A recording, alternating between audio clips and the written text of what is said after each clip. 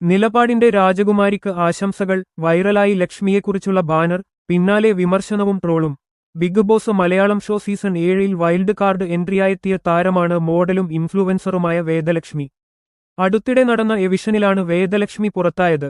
പുറത്തിറങ്ങിയ ശേഷം കുടുംബാംഗങ്ങളും ആരാധകരും വലിയ സ്വീകരണമാണ് വേദലക്ഷ്മിക്കായി പുറത്തൊരുക്കിയത്. ഇക്കൂട്ടത്തിൽ നിലപാടിന്റെ രാജകുമാരിക്ക് ആശംസകൾ എന്നെഴുതിയ ബാനർ വൈറലാകുകയും സോഷ്യൽ മീഡിയയിൽ വലിയ തോതിലുള്ള ചർച്ചകൾക്ക് വഴിവെക്കുകയും ചെയ്തിരിക്കുകയാണ്. ലക്ഷ്മിയെ വിമർശിച്ചുകൊണ്ടുള്ള പോസ്റ്റുകളും ട്രോളുകളുമെല്ലാം ഇതിൽ ഉൾപ്പെടുന്നു. Bigg Boss Malayalam show season 7-ൽ വൈൽഡ് കാർഡ് എൻട്രിയായെത്തിയ താരമാണ് മോഡലും ഇൻഫ്ലുവൻസറുമായ വേദലക്ഷ്മി. അടുത്തിടെ നടന്ന എവിഷനിലാണ് വേദലക്ഷ്മി പുറത്തായത്. പുറത്തിറങ്ങിയ ശേഷം കുടുംബാംഗങ്ങളും ആരാധകരും വലിയ സ്വീകരണമാണ് വേദലക്ഷ്മിക്കായി പുറത്തൊരുക്കിയത്. ഇക്കൂട്ടത്തിൽ നിലപാടിന്റെ രാജകുമാരിക്ക് ആശംസകൾ എന്നെഴുതിയ ബാനർ വൈറലാകുകയും സോഷ്യൽ മീഡിയയിൽ വലിയ തോതിലുള്ള ചർച്ചകൾക്ക് വഴിവെക്കുകയും ചെയ്തിരിക്കുകയാണ്. ലക്ഷ്മിയെ വിമർശിച്ചുകൊണ്ടുള്ള പോസ്റ്റുകളും ട്രോളുകളുമെല്ലാം ഇതിൽ ഉൾപ്പെടുന്നു. ആർക്കിടെക്റ്റും മാർക്കറ്റിംഗ് വിദഗ്ധയുമാണ് വേദലക്ഷ്മി. മുൻ ബിഗ് ബോസ് മലയാളം വിന്നറായ അഖിൽ മാരാർ നായകനായി എത്തുന്ന മിഡ്നൈറ്റ് ഇൻ മുള്ളൻകൊല്ലി എന്ന ചിത്രത്തിലൂടെ അഭിനയരംഗത്തും ലക്ഷ്മി അരങ്ങേറ്റം കുറിച്ചിട്ടുണ്ട്.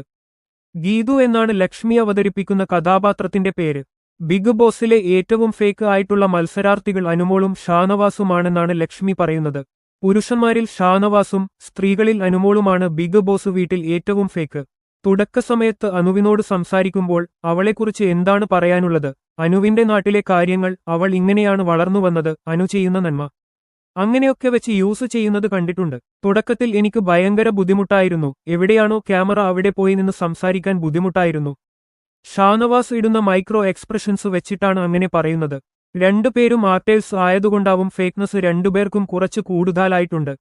നേരത്തെ യഥാർത്ഥ ജീവിതത്തിൽ വളരെ ടഫ് ആയിട്ടുള്ളൊരു വ്യക്തിയാണ് താനെന്നും വീട്ടിൽ അത്യാവശ്യം കാർന്നോര് കളിച്ചു നടക്കുന്ന ക്യാരക്ടറാണ് തന്റേതെന്നും ലക്ഷ്മി പറഞ്ഞിരുന്നു.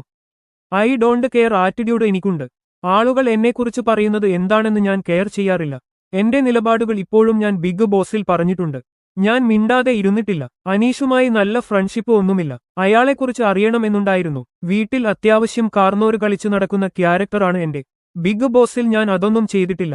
വീട്ടിൽ ഞാൻ ഇതിന്റെ അപ്പുറം ചെയ്യുന്ന ആളാണ്. ഏഷ്യാനെറ്റിന് നൽകിയ അഭിമുഖത്തിലായിരുന്നു ലക്ഷ്മിയുടെ വെളിപ്പെടുത്തൽ.